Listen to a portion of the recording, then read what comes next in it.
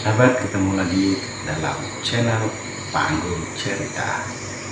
Kali ini saya akan menceritakan tentang Lolang Lamper Lamin Bali.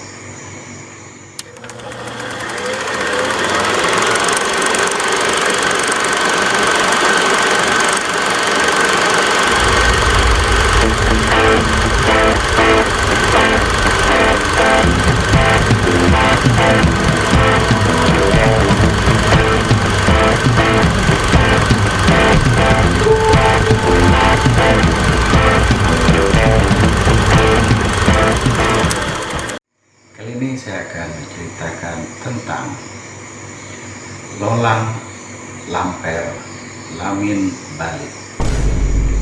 Kecamatan Morapahu adalah kecamatan yang cukup luas dalam daerah Kabupaten Kutai.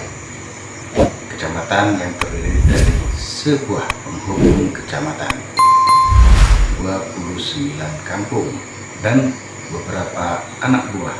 Kampung ini dihuni oleh beberapa suku asli.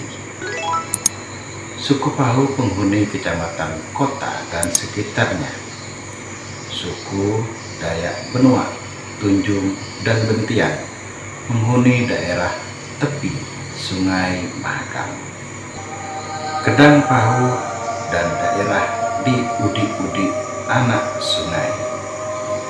Di samping suku-suku asli di atas, di kecamatan ini masih ada suku-suku pendatang yang berasimilasi dengan penduduk asli seperti suku Kutai, Banjar, dan Bugis. Karena luasnya dan banyak suku yang menghuni kecamatan ini, tak heran kalau di daerah ini banyak ditemui hakikat maupun cerita-cerita yang tidak pernah dibukukan, melainkan sambung menyambung dari mulut ke mulut. Sebagai selingan bercengkrama maupun dendang menidurkan si Nanang dan si Diam. Adapun hakikat atau cerita di bawah ini ialah si Loleng, Lamper, dan Lamin Balinya. Diceritakan si Loleng Lamper yang berasal dari Selerong ini bertubuhkan ulas sepotong dan nayu sepotong lolang. Lamper ini sangat kuat tetapi durjana. Sesuai dengan tubuhnya yang terdiri dari nayu uin sepotong, rupanya si Lolang Lamper tidak menghendaki adanya manusia yang menghuni kerajaan Raden Baroh yang berada di Muara Pahu. Di Muara Pahu, Lolang Lamper menyelusuri Sungai Jelau, kemudian terus memasuki Sungai Tuang, anak Sungai Jelau, hingga sampai di Bentas yang pada waktu itu laminnya terletak di Rantau Dura. Lamin Dura ini dibalik oleh Lolang Lamper hingga menjadi batu, dan setelah itu ia mengikis beberapa anak rantau. Sejak dari muara sungai Tuang di Rantau yang pada waktu itu pernah pula berdiri sebuah lamin. Lamin Badoy ini merupakan dibaliknya hingga menjadi batu. Biasanya pada musim hujan turun kemarau, batu-batu bekas Lamin Bali itu dapat dilihat. Batunya ada yang sebesar rumah. Tempat tersebut sekarang dikenal dengan sebutan Batu Badoy. Demikianlah kemudian Lolang Lamper menyusuri mudik Sungai Tuang, lalu membalik Lamin Mandong yang terletak di hulu. Kampung Bentas, tempat tersebut yang sekarang terkenal dengan sebutan Batu Mandong. Bagi mereka yang percaya pada tahyul, Tempat itu merupakan tempat keramat, karena di tempat itulah orang sering berniat atau berhajat dan percaya niatnya akan terkabul. Bila mana niatnya terkabul, maka lepaslah ayam di tempat itu sebagai syarat pembayaran.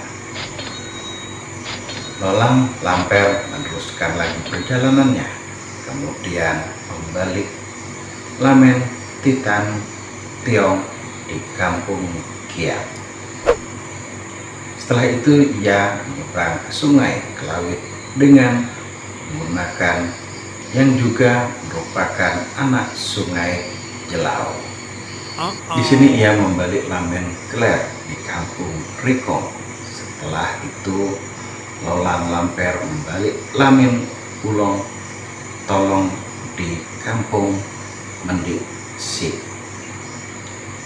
Selanjutnya Lolang Lamper menyeberang lagi ke sungai Tuang, lalu membalik Lamen Senuyung Boa di kampung Mardan.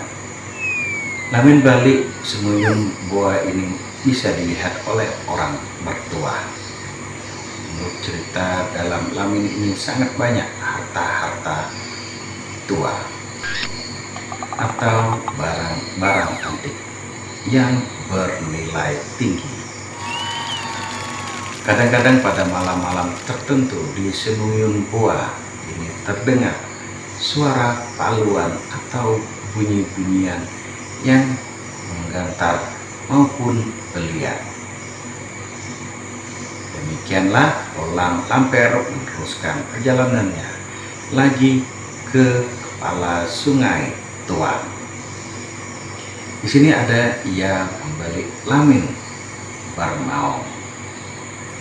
Setelah ia membalik Lamen Barmaong, rupanya Lolang Lamper masih belum puas dengan segala perbuatan durjananya itu. Ia kembali menghilir lalu menyusuri sungai Lion yang masih merupakan anak sungai Tuang. Di sini ia membalik Lamen Ayon Dio sebagai membalik Lamen Doyon Dio. Masih ada beberapa Lamen lagi yang masih belum dibalik.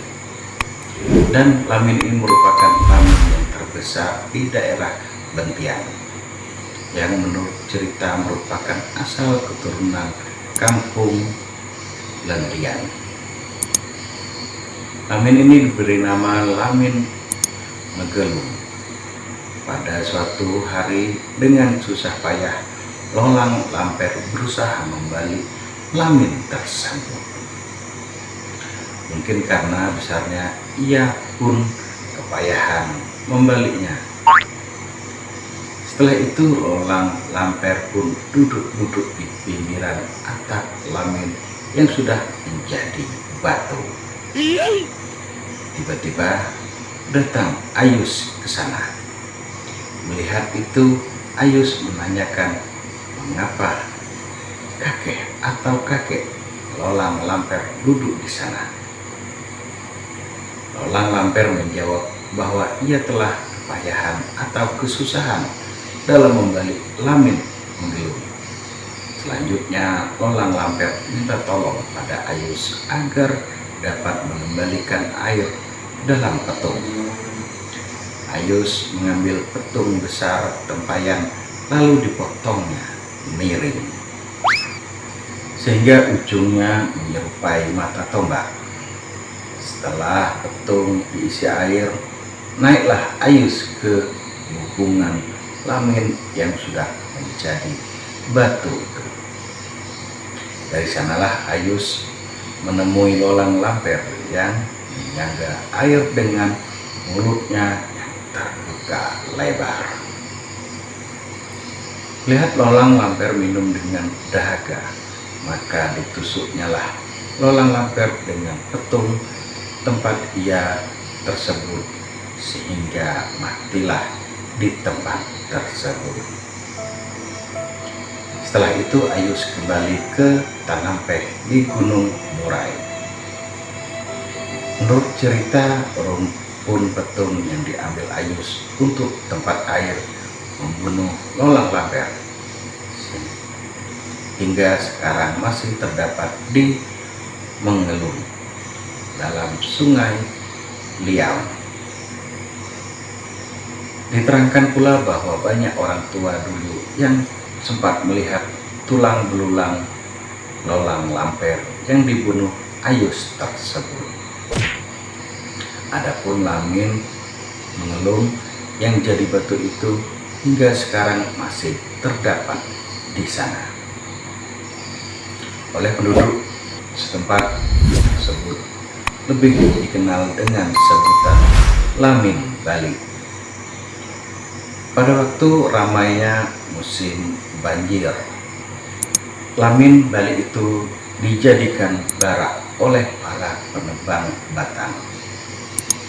Di dalamnya terdapat gua-gua yang mungkin berasal dari bekas jorok-jorok atau disebut juga dengan kamar Lamin. Apakah benar demikian? Tentu hanya Lolang Lamperlah yang dapat menjawabnya. Demikian cerita Lolang Lamper Lamin Bali. Assalamualaikum warahmatullahi wabarakatuh. Salam panggung cerita.